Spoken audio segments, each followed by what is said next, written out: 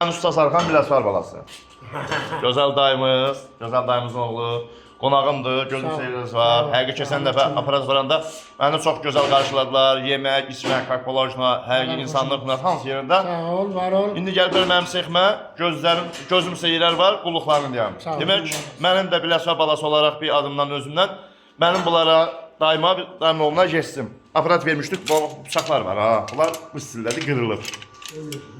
Bu bıçağı olaraq mənə bax, Sarxan stili. Bu bıçağı belə qanunda mən göməni kimsə 250 manat satırıb. Bu o bıçağı götürürəm, bunları olaraq padark edirəm. Gəl. Allah xoş olsun. Allah kömək. İş bitir keyfiyyət. Mən işi görəndə belə görürəm. Yəni elə usta var, müştərini aladır, məndə elə şey yoxdur. Bu bıçağı məsəl üçün maya dəyər nə qədərdir? Ziyandır, məsələn əslində ziyanı qırılıb, bunu alıb onu verməliyəm. Mən çünki məni elə qarşılayıblar.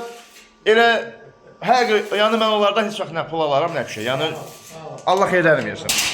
Sağ ol, Allah kömək olsun. Allah sanıza dəyməsin. Allah razı olsun. Ot mənim gözümsə.